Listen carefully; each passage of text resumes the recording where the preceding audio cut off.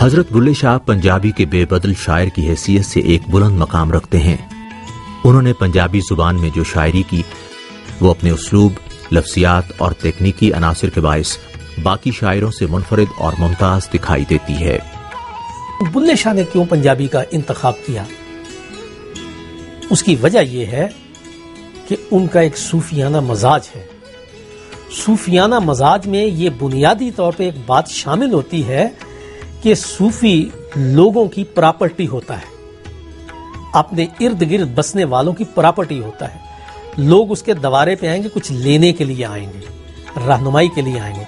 वो जो रूहानी सतह पे अपने तजुर्बात हासिल करता है, उनको शेर की सूरत इसलिए नहीं देता कि वो खुद अपनी सेटिस्फेक्शन चाहता है, सेल्फ सेटिस्फेक्शन नहीं चाहता। वो उसके जरिए लोगों को अपने उस रूहानी और इल्मी तजुर्बे में शामिल करना चाहता है जिससे वो खुद गुजरा है, ताकि लोग भी उस मंजिल को पा सकें। इस तरह सूफी मुआशरे का मुस्लिह भी होता है, रहनुमा भी होता है। तो बुल्ले शाह ने अपने तजुर्बात पंजाबी जुबान में इसलिए नज्म किए कि आवाम की जुबान पंजाबी थी। मैं तो समझता हूं कि बुल्ले शाह ने ही हमें सच बोलने की जुर्रत सिखाई है। तो जिन लोगों को कोई लोग अपने आप को इनकलाबी कहते हैं, कुछ लोग हकीकत परस्त कहते हैं, तो ये सारे लोगों का लीडर इनकलाबियों का भी और हकीकत परस्तों का भी बाबा बुल्ले शाह है। मुँह आई बात ना रहंदी है, मुँह आई बात ना रहंदी है। झूठ आखां कुछ बचदा है, सच आखां बांबर मचदा है। दोनों गल्लां तो जी जचदा है, जच जच के जिभा कहंदी है। मुँह आई बात ना रहंदी है, मुँह आई बात ना रहंदी है।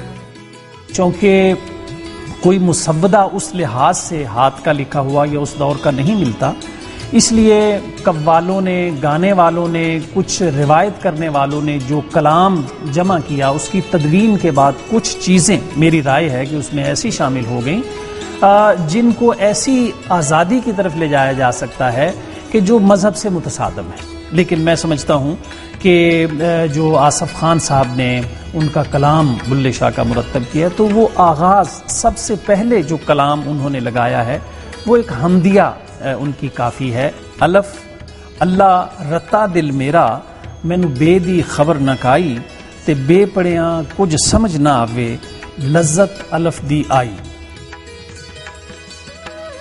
बाबा नानक, शाह हुसैन और बुल्ले शाह बुजुर्ग शायर, और अपना अपना उनका कंट्रीब्यूशन है। बुल्ले शाह डिफरेंट हैं अपने, वो जमाली नहीं हैं, जलाली हैं, वो बुलंद आहंग हैं, दबंग हैं। ये उनके वक्त की कुछ ज़रूरत भी थी। उनका वक्त ये नहीं था कि आप नुकरे बैठ के ना तो अल्लाह अल्लाह करें। उन्होंने इससे ज़्यादा बढ़ के एक्टिवली पार्टिसिपेट किया, और उनके लहजे को ही जो तरन्नुम सूट किया उन्होंने अपनाया, और जो रिदम सूट किया। इस काफी दे विच भी राग तलंग दा ही इस्तेमाल है। तलंग राग दे विच इसदी धुन तरतीब दित्ती गई है। एक रांझा मैनू लोड़े दा, कुन फया कूनो अगे दियां लगियां, कुन फया कूनो अगे दियां लगियां, न्यो ना लगड़ा चोरी दा, न्यो ना लगड़ा चोरी दा, एक रांझा मैनू लोड़ीदा।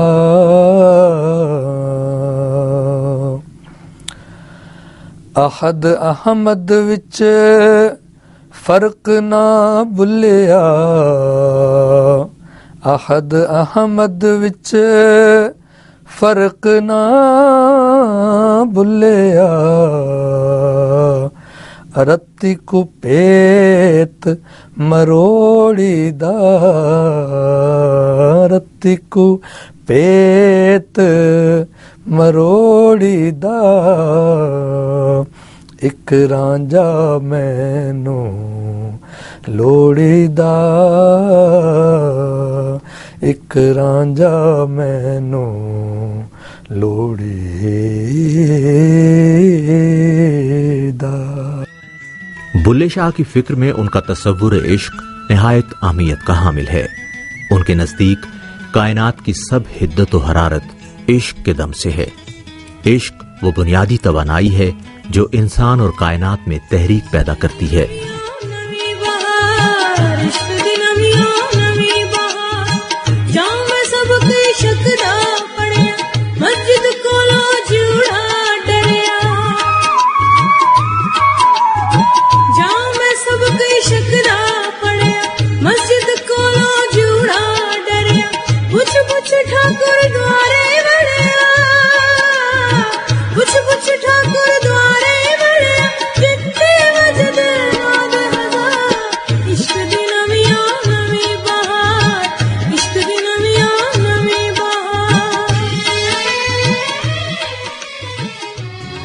ये सिफत किसी बड़े शायर में होती है कि उसके शायरी और कलाम की रेलेवेंस वक्त के साथ साथ चलती है, कि माजी में भी रेलेवेंट था, आज भी रेलेवेंट है और मुस्तकबिल में भी रेलेवेंट होगा।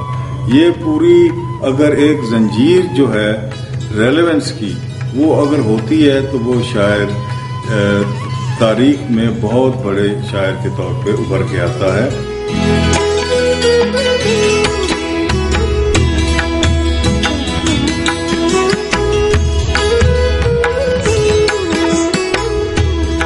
बुल्ले शाह का एक बड़ी मशहूर उनकी काफ़ी के आखिरी लाइनें हैं, जिसका आखिरी मिसरा जो है वो इस तरह है कि तेनू काफर काफर आख दे तू आहो आहो आख। अब देखिए कि इस मिसरे को आप दो तरह से पढ़ सकते हैं। मसलन एक तो आप यही पढ़ सकते हैं कि तेनू काफर काफर आख दे, यानी लोग तुम्हें बार बार काफर कह रहे हैं, तुम पे तोहमत लगा रहे हैं।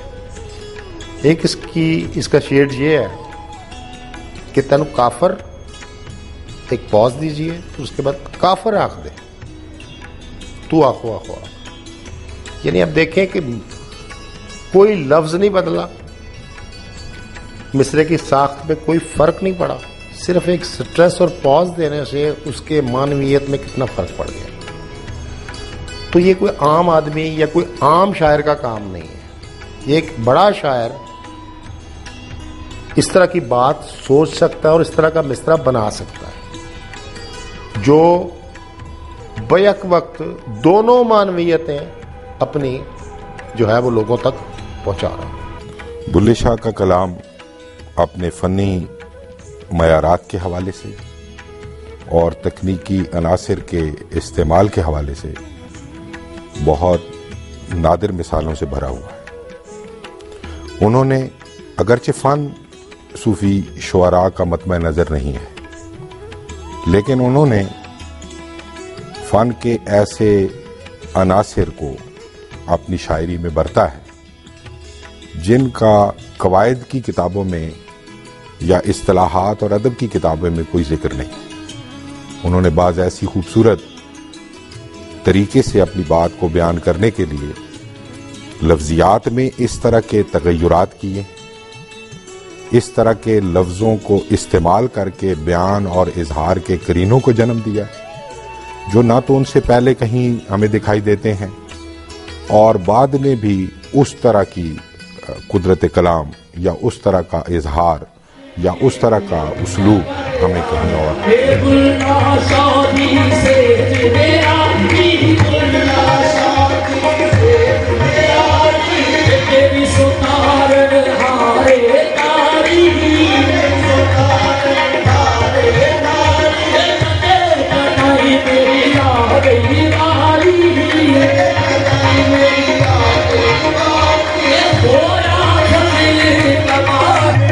मेरा पिया घर आज होया फजले तमाम में मेरा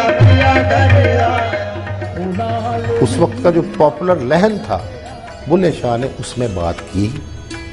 वो दौड़े की शक्ल में उसको अगर एक ख्याल आया तो उसने कहा ठीक है, ये दौड़े में ही जाना चाहिए। अगर उसकी तबीयत नहीं भरी तो उसने उसे काफ़ी के मुख्तलिफ बंदों में समेट दिया। अगर उसकी तबीयत उसमें भी नहीं भरी तो उन्होंने उसे सतवारे में बना दिया, 12 माह में बना दिया। तो ये एक होता है, शायर किसी हयात का पाबंद नहीं होता, किसी सिन्फ का पाबंद नहीं होता, बल्कि हमारे जदीद दौर के एक बहुत बड़े नक्काद हैं जिनको T.S. एलियट के नाम से जाना जाता है। वो ये कहते हैं कि जब ख्याल, ओरिजिनल ख्याल जो पैदा होता है वो अपनी हयात साथ लेकर पैदा होता है, उसे किसी हयात की ज़रूरत नहीं होती। बुल्ले शाह के कलाम में जो ज़ुबान उन्होंने इस्तेमाल की है वो अरबी फ़ारसी की लफ्ज़ियात से भी ममलू है। उसमें हिंदुस्तान की जो मकामी ज़ुबानें हैं और छोटी छोटी बोलियां हैं, उनके लफ्ज़ भी उनकी लफ्ज़ियात के ज़ख़ीरे में शामिल हो गए।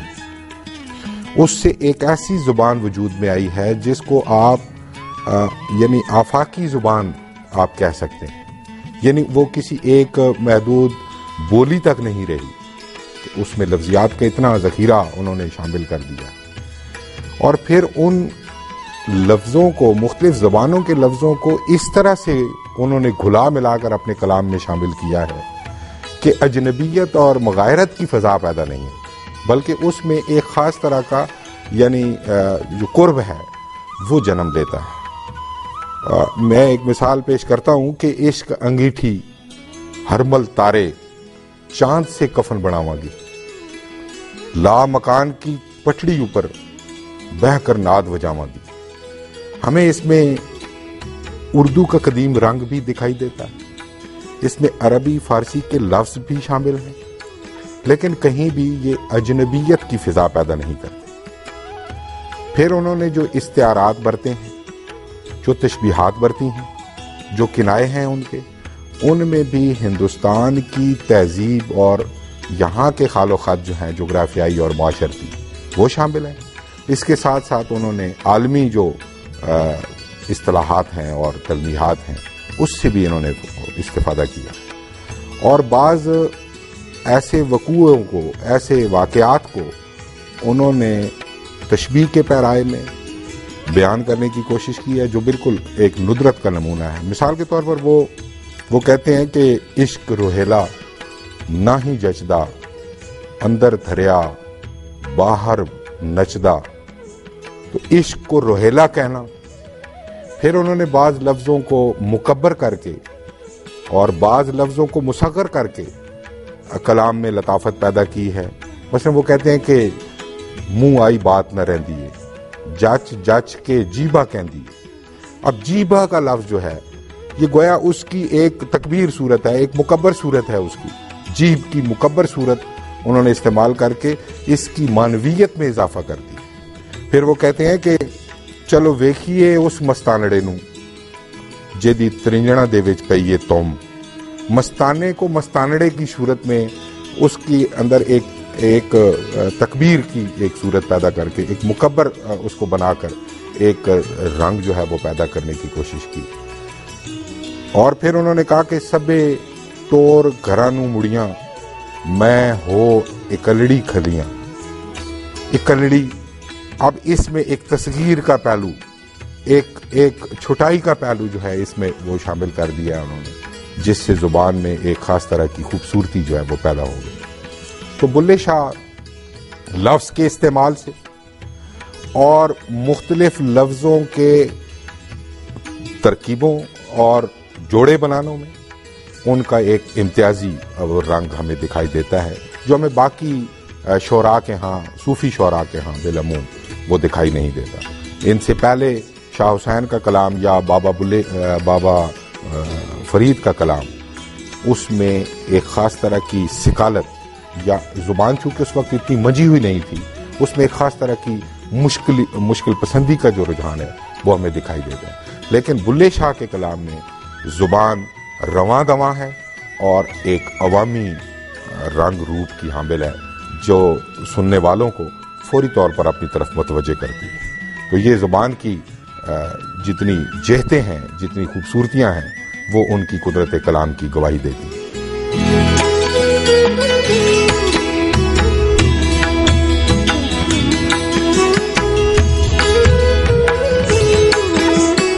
बीसवीं सदी के इब्तदा में बाद सिख स्कॉलर्स जो हैं उन्होंने उसको इकट्ठा किया और उसको अकवालों से सुना, कुछ वहाँ के मुकाबी लोग जो थे कसूर के उनसे हासिल की और उसको कंपाइल किया और महफूज किया आइंदा नस्लों के लिए।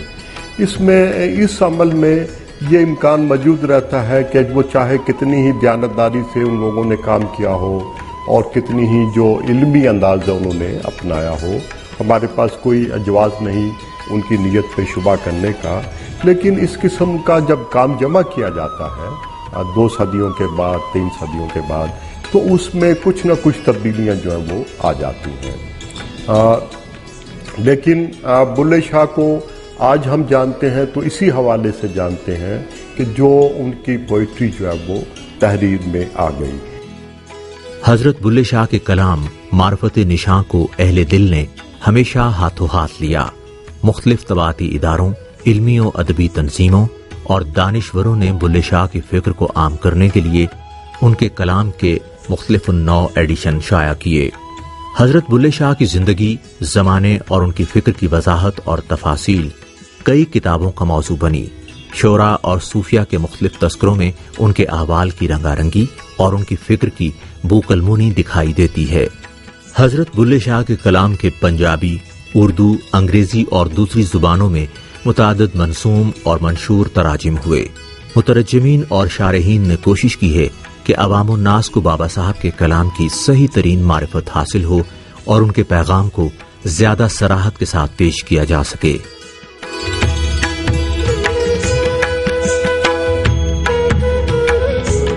फिक्र ख्याल, फहम फरासत और इल्म हिकमत के मोती बिखेरने वाली ये बेमिसाल हस्ती 1758 में दारे फानी से दारे बका को इंतकाल कर गई। आपका मजार कसूर शहर में वाक़ है, जहां हर साल अगस्त के आखिरी अशरे में आपका उर्स मनाया जाता है। वारिस शाह वो सदा ही जूंदे ने जिन्हें कीतियां नेक कमाइयां। वारिस शाह ने ये शेर बुल्ले शाह और इन जैसी अजीम शख्सियात के बारे में ही कहा है। बुल्ले शाह खुद अपनी शायरी में एक जगह कहते हैं कि उठ जा कुराड़े मार नहीं, ऐसौन तेरे दरकार नहीं, जेड़े सन देसां दे राजे, नाल जिना दे वजदे वाजे, गए हो के बेतख्ते ताजे, कोई दुनिया का एतबार नहीं। मगर बुल्ले शाह साहब के पास ना तख्त थे ना ताज थे, वो गए हैं तो बेतख्ते ताजे नहीं हैं, वो हमारे दिलों में जिंदा है। उनकी सूरत में एक ऐसा शख्स सामने आया कि नजरियाती आदमी था और उसने शख्स ने सारी उम्र जिसको सही समझा, जो सच और सही समझा, उसी पर चले। मुखालफतें बहुत हुई। उनकी डेथ हुई है 1758 में, तो उनकी डेथ के वक्त भी लोगों ने बहुत मुखालफत की और उनको पुराने कसूर के बाहर दफनाया गया। आज उनका मज़ार जिंदा है और वो पुराना कसूर का नामो निशान मिट गया है। वो अपने बारे में ही कह गए हैं कि बुल्ले शाह असी मरना नहीं, बुल्ले शाह असी मरना नहीं, गोर पे आकर मरना नहीं, गौर बया कोई हो।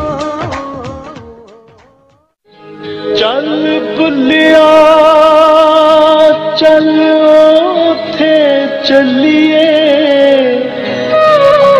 जिथे सारे अकल दे अन्ने,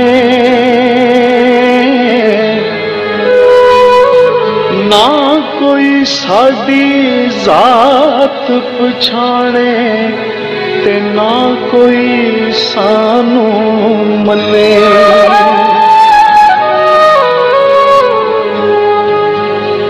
बुलिया की जाना मैं कौन, बुलिया की जाना मैं कौन, की जाना